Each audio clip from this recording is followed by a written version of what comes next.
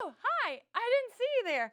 I was just busy making my pizza. Goodness gracious. All right, so welcome to Miss Nolan's Retelling Restaurant. We are back for our second day of our reading lesson, okay? So let me just kind of refresh your memory before we get started. On Monday, we started working with a super important standard, okay?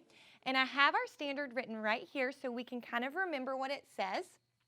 Our standard is to recount stories, including fables and folk tales, to determine their central message, lesson, or moral. And if you remember, that's a pretty important standard, and it has a lot of big words. So what we did on Monday is Miss Nolan decided it was important for us to kind of scaffold the instruction and really break this down for you. So on Monday, we just worked on what it means to recount a story. Does anybody remember what it means to recount a story?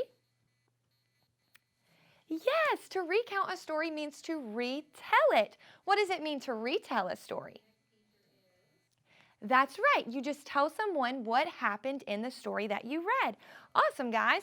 So today what we're going to do is we're going to take this standard and we're going to dive a little bit deeper. And today we're going to work on recounting a story, including fables and folk tales. So we're going to get to read a folk tale today. Now, if you remember, what strategy when we were learning on Monday how to retell a story, what strategy did we use? It had to do with five-finger retell. That's exactly right.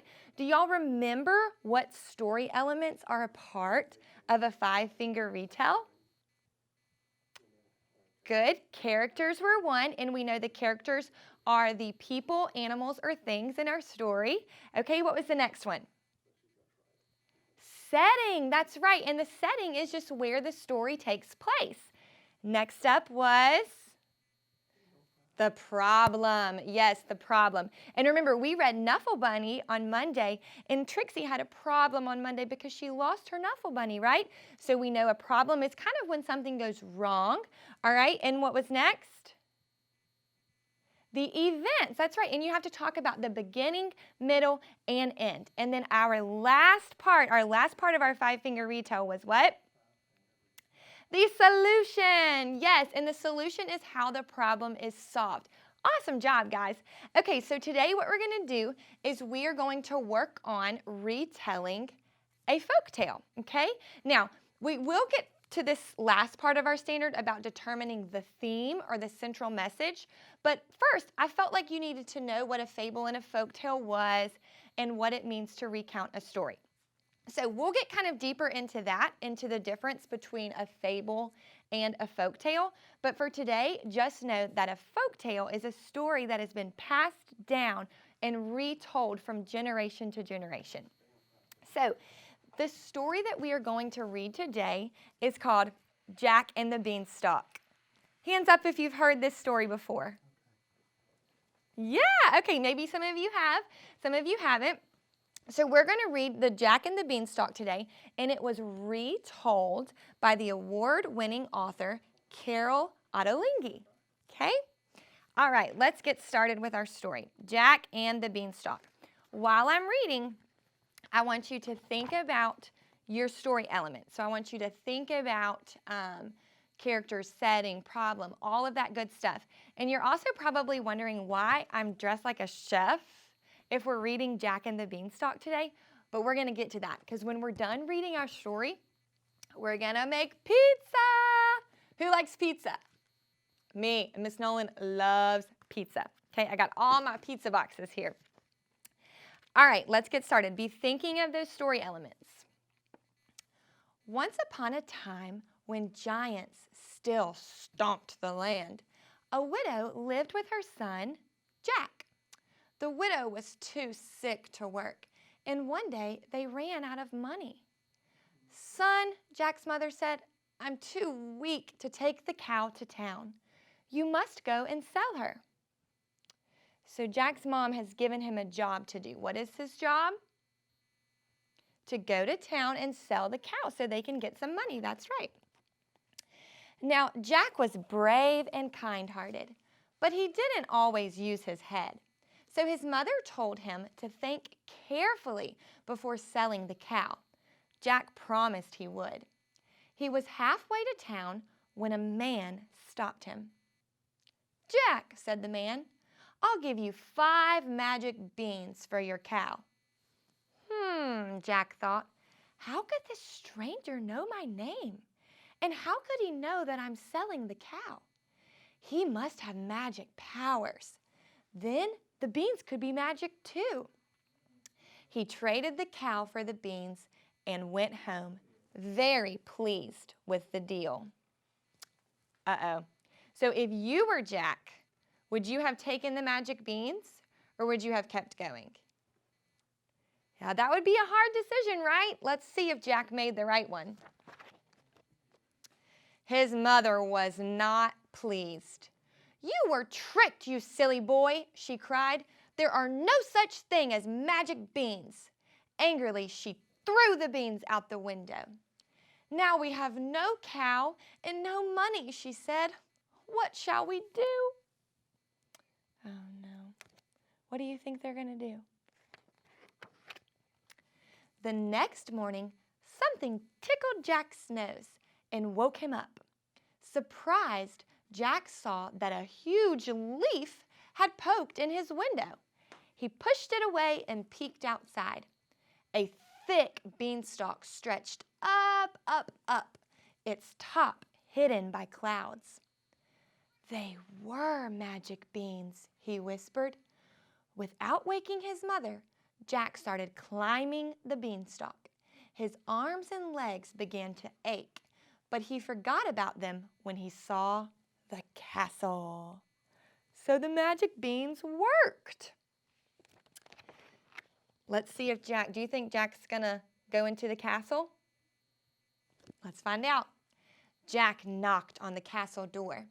A giant woman opened it. "Who's there?" she said, peering around.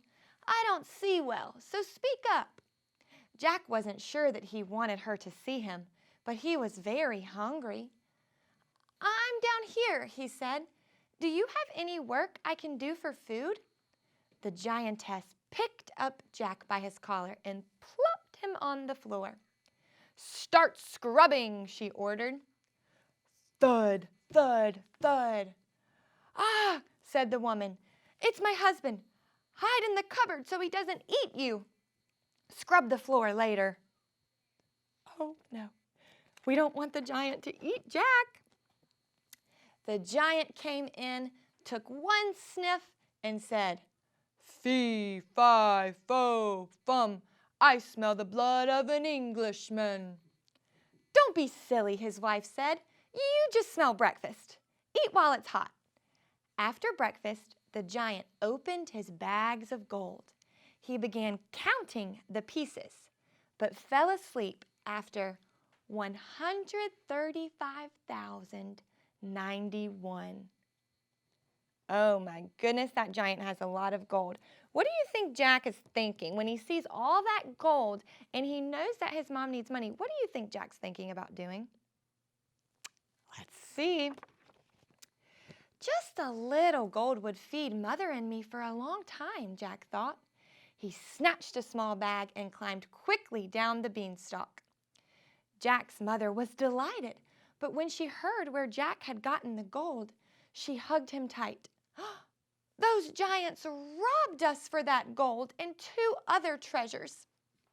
Promise that you won't go back for more gold." Jack promised. So his mother is worried about Jack, right? She's worried he's going to get hurt or in trouble. The next morning, he climbed the beanstalk again. "I promised not to go back for the gold," the boy thought as he climbed. "I didn't say I wouldn't go back for something else. After all, we needed it." Jack banged on the castle door. The giantess squinted her eyes and peered down on him. "Are you the thief who was here yesterday?" she demanded. "I'm no thief," Jack said. "I'm a hard worker, though, and I expect to be paid for it."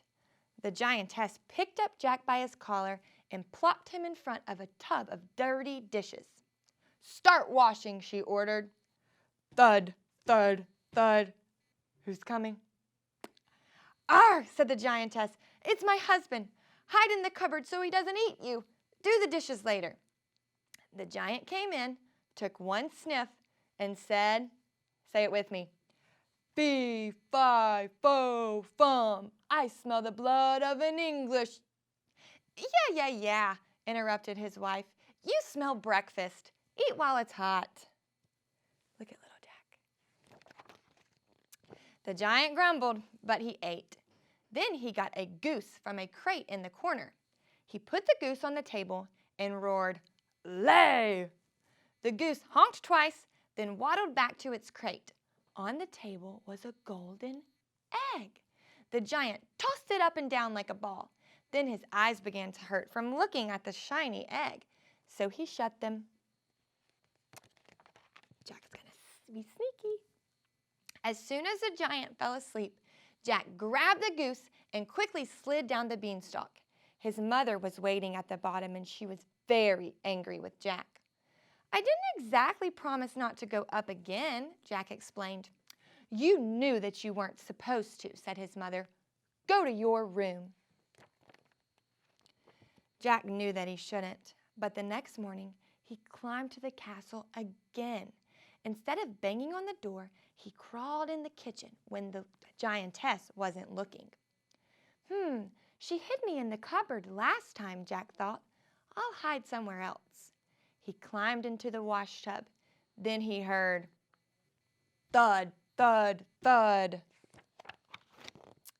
The giant came in, took one sniff, and said, "Fee, fi, fo, fum, I smell—" "You certainly do," interrupted his wife. "That little thief probably sneaked in again. He always hides in the cupboard." But Jack wasn't there. The giant ate his breakfast. Then he got out a golden harp. "Play!" he roared. The harp sounded like a sparkling stream. The lady of the harp sang a song with no words. The music put the giant to sleep. Jack grabbed the harp, but he almost dropped it when it screamed, "Master, master!" The giant woke and went after Jack. Okay, we're getting to the end. What do you think is going to happen to Jack? Do you think he's going to escape? I don't know. Jack half scrambled, half slid down the beanstalk. "Mother!" he yelled. "Get the axe!" Jack's mother saw the giant close behind Jack. She grabbed the axe and whacked the beanstalk. "Jump, Jack, jump!" she hollered, and whacked again. Kaboom! Jack, his mother, the goose, and the harp lived very happily together, except for the time Jack went to town to buy a pig. But that's another story. The end. Okay, so guys, we just read our very first folk tale. Awesome job. So what we're going to do is we're going to take this story and we are going to work on making, what do you think we're going to make? Pizza! That's exactly right. So we are going to work on using those story elements from our folk tale and retelling our folk tale, retelling Jack and the Beanstalk. All right, so what I have here, okay, before I got on TV, I was whipping up some of my toppings for my pizza, okay? So that's what we're going to do. Each topping is going to represent a different story element. So we're going to start off with our characters.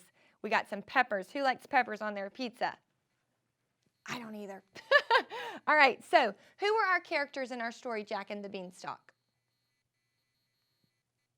Good. Okay, so we had Jack. Who else? The giant, the giant's wife, and then Jack's mom. Exactly right. Those were our characters. So we're going to add a topping to our pizza. This is going to look so yummy. We're going to want to eat it by the end of this.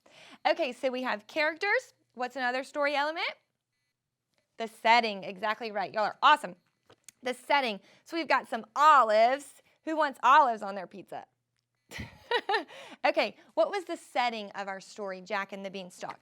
And remember, it's important to know, like, just like you can have more than one character, you can also have more than one setting. So what were some of the settings in our story, where it took place?